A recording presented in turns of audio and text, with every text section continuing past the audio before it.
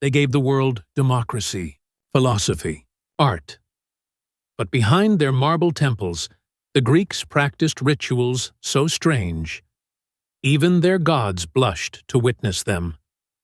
In the name of beauty, love, and the divine, they built shrines where passion was a prayer, and desire a form of worship. This is the side of ancient Greece your history teacher never told you about. The secret festivals, the sacred lovers, and the bizarre customs that shaped an entire civilization's view of love. Welcome to the hidden heart of ancient Greece. Before we begin, make sure to subscribe, like, and share.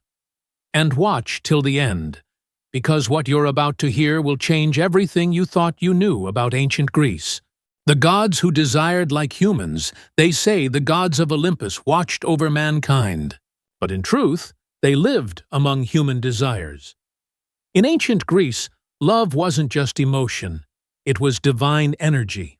Every heartbeat, every glance, every secret craving was believed to come from the gods themselves. Zeus, the king of heaven, could not resist mortal beauty. He disguised himself as a swan, a bull, even golden light, all to claim the ones he desired. Aphrodite, the goddess of love, was born from the sea foam. Her beauty so powerful it could bend kings, heroes, and even other gods to her will. To the Greeks, this wasn't scandal. It was nature itself, because love, they believed, was chaos.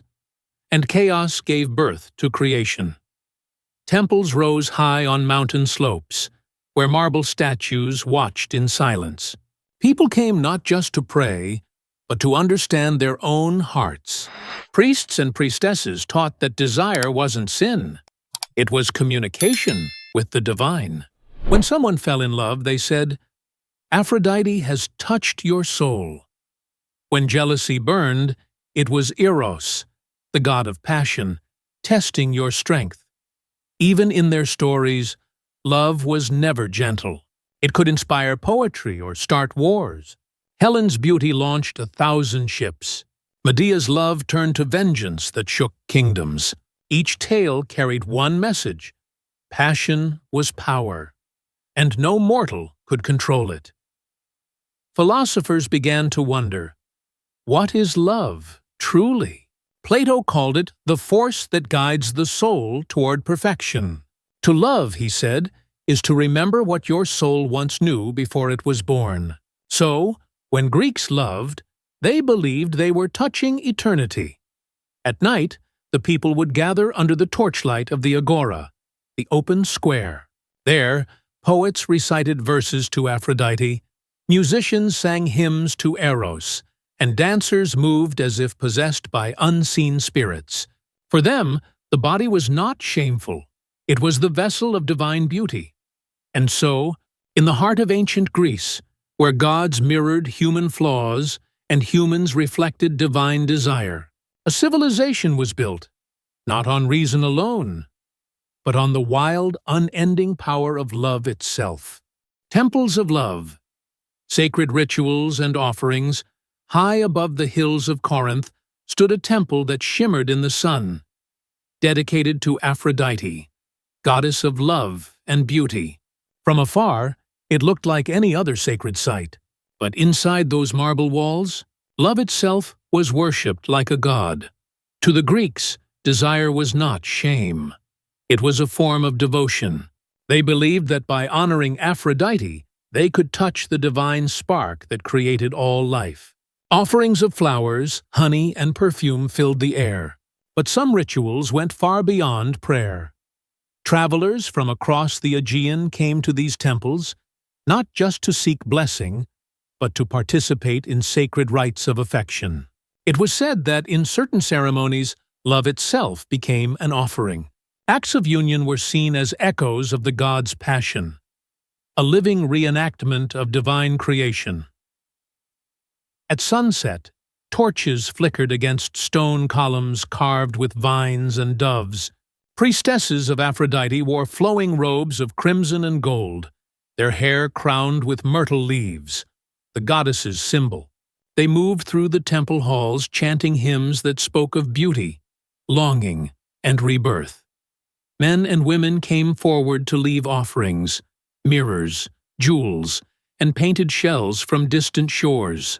Each gift carried a single wish: to be seen, to be loved, to be remembered. Even philosophers who mocked superstition would pause before these temples, because deep down they knew what the Greeks worshipped wasn't mere romance. It was the force that bound the world together.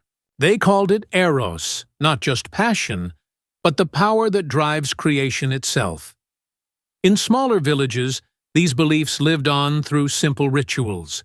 Newlyweds would pour wine upon the earth to thank the gods for love. Fishermen, before setting sail, prayed to Aphrodite for protection, believing that the sea obeyed her moods. Even soldiers carried her charms into battle, hoping beauty might protect them from death. To outsiders, these customs seemed strange, even scandalous. But for the Greeks, they were sacred, a way to balance chaos with harmony, desire with devotion. Because to them, love was not weakness. It was the heartbeat of the universe. And so, under the moonlight of the ancient world, in temples filled with song and candlelight, the Greeks offered their most human emotions to the gods, believing that through love they could reach eternity itself. Beauty, power, and philosophy to the ancient Greeks. Beauty wasn't just skin deep. It was divine proof that the gods still walked among men. Every curve of a statue, every brushstroke on a vase, every perfectly balanced face was believed to reflect the harmony of the universe. They called it kalokagathia, the unity of body, mind, and soul. To be beautiful was to be good, and to be good was to honor the gods. In Athens, sculptors like Phidias shaped marble until it seemed to breathe. The faces of their statues, calm, symmetrical, eternal, were not human portraits, but echoes of perfection itself. The Greeks didn't worship beauty because they were vain. They worshipped it because they saw in it a glimpse of divinity. Philosophers turned this obsession into doctrine. Socrates, with his plain face and sharp mind, shocked everyone when he said that true beauty has nothing to do with appearance. He claimed that the body fades, but the soul can shine brighter than any statue. His student Plato took this idea even further. He wrote that love is the soul's ladder. It begins with desire for one beautiful body, but it ends with the discovery of beauty itself, eternal, pure, and beyond flesh. And yet, the Greeks were never just dreamers. They lived in a world where beauty was power. A handsome youth could earn the favor of kings. A beautiful woman could spark wars, just as Helen of Troy did. Artists, poets, and rulers all chased the same truth: that beauty could command the hearts of men and the will of gods. In the symposiums, lavish evening feasts of wine, laughter, and debate, men gathered to speak of love, art, and wisdom. But beneath the philosophy was something deeper, a search for meaning in desire. They asked, why do we fall for certain faces? Why do our hearts ache for beauty that can never last? The Greeks believed the answer lay in the heavens. Each human, they said, carried a spark of divine longing, a memory of perfection lost when the soul descended to earth. To love was to remember. To desire was to awaken. So, in their temples, their art, and their thoughts, the Greeks built a civilization around one idea: that beauty was not vanity. It was the closest thing to the divine the human eye could ever see. The strange festivals of passion and chaos. When night fell over ancient Greece and the stars crowned the mountains, the people gathered, not in silence, but in frenzy. The air filled with music, drum beats, and the scent of burning wine. This was no ordinary celebration. It was the festival of Dionysus, the god of wine, madness, and divine ecstasy. To the Greeks, Dionysus was not chaos. He was freedom. His festivals broke every rule that daily life demanded. The poor and rich danced as equals. Masks hid faces. Wine loosened tongues. And desire, once restrained, flowed without shame. At the heart of the night, torches blazed and processions moved through the streets. Men wore crowns of ivy. Women carried thyrsi, staffs wrapped in vines. They sang hymns so wild that some believed Dionysus himself joined in their voices. The line between human and God blurred. And for a few sacred hours, the Greeks believed they were living beyond mortality. In the mountains, even wilder rites unfolded. The Maenads, women devoted to Dionysus, were said to enter holy trances, dancing through the forests, shouting his name. To outsiders, it looked like madness, but to the Greeks, it was revelation, a way to shed the masks of society and feel the pulse of the universe. These festivals weren't just chaos for pleasure's sake. They were a reminder that beneath reason and order lived something deeper, a wild, creative force the gods themselves had placed within humanity. By releasing it, they believed they were renewing life itself. The Romans, centuries later, would call such acts obscene. But to the Greeks, they were sacred, a bridge between civilization and the raw heartbeat of nature. In Athens, the great Dionysia festival gave birth to theater itself. Actors wore masks, pretending to be gods, kings, and fools. Tragedy and comedy were not entertainment. They were worship. Every laugh, every tear, every gasp was an offering to the god of emotion. And so, once a year, the world turned upside down. Order dissolved into chaos, silence into song, restraint into passion. For one night, everyone was equal under the eyes of Dionysus, the god who taught mankind that sometimes you must lose control to touch the divine. Forbidden bonds and hidden truths beneath the sunlight of marble cities and the chants of philosophers, ancient Greece hid stories it never spoke aloud. Because even in a world that worshipped love, some kinds of love were too dangerous to name. To the Greeks, affection wasn't only a private feeling, it was part of education, power, and social order. In the grand gymnasiums of Athens, where young men trained their minds and bodies, bonds often formed that blurred the line between teacher and student, mentor and beloved. These connections, celebrated in poems and painted on pottery, were seen not as scandal, but as reflections of ideal love, a union of beauty and wisdom, passion and philosophy. Yet even then, whispers followed. Was it spiritual, or something more? Historians still debate where honor ended and desire began. Women, too, lived in the shadow of contradiction. In public life, they were expected to remain unseen, their beauty hidden behind veils, their voices unheard in the assembly. But in private, their roles were far more complex. Some, like priestesses of Aphrodite or Artemis, held divine authority. They presided over sacred rites that celebrated fertility and love, rituals outsiders could never witness. And then there were the courtesans, the hetairae. Unlike ordinary women, they were educated, witty, and free to speak with men of power. Philosophers and generals sought their company not only for pleasure, but for conversation, inspiration, and even political counsel. They were both admired and condemned, living proof that Greek society's rules on love were anything but simple.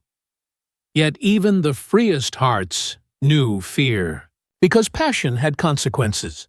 A forbidden glance could destroy reputations. A secret affair could lead to exile. Love, in Greece, was a force of creation, but also of ruin. Poets like Sappho dared to write of desire beyond boundaries. Her verses from the island of Lesbos spoke of longing between women, of beauty that defied the laws of men. Centuries later, her name would echo in whispers, proof that even in the ancient world, Love refused to fit into cages. In the end, every forbidden bond of Greece carried the same truth. Love was never pure, never tame, never obedient. It could enlighten the mind or set the soul on fire. The Greeks didn't fear that paradox. They worshipped it because to them, even the loves they could not name were still part of the divine design, the secret, burning heart of what it meant to be human. The fall of the old ways as centuries passed, the marble temples of Greece began to crumble. The torches of Dionysus dimmed, the songs of Aphrodite faded into silence. A new world was rising, one that no longer believed love could be divine. Rome came first, practical, disciplined, ruthless. They admired Greek art and copied its gods, but stripped away the mystery, the madness, the chaos that once made love sacred. Desire to them was indulgence, not enlightenment. The balance between spirit and passion began to break, and then, from the East, came a faith that would change everything. Christianity spread through the empire like a tide washing over marble. It spoke not of many gods, but of one, not of passion, but of purity, not of divine desire, but divine obedience. The temples of Aphrodite were abandoned. The altars to Eros fell silent. What was once worship became sin. The Greeks' vision of love, as both holy and human, was declared dangerous, even blasphemous. Statues that once celebrated beauty were shattered or buried. Poems once read in public were burned. And yet, the human heart did not forget, because love, no matter how deeply buried, cannot be destroyed. It simply changes shape. The passion once offered to the gods was now whispered in secret, hidden in songs, stories, and dreams. Artists of later ages, from Rome to the Renaissance to today, would rediscover those fragments of marble and verse. And in them, they would find something eternal. The idea that love is not a weakness to be tamed, but a force older than any faith or empire. Even the Christian world, centuries later, would come to speak of love again, not as sin, but as salvation. And whether they knew it or not, they were echoing a truth the Greeks had understood all along, that love and divinity are two sides of the same flame. Now, when we walk among the ruins of ancient Greece, when we touch the broken columns and faded frescoes, we can almost feel it still, the heartbeat of a world that dared to make beauty sacred, that turned desire into philosophy, and believed that to love was to reach for the eternal. Their temples have fallen, but their vision of love still lives in every heart that refuses to be ashamed of what it feels.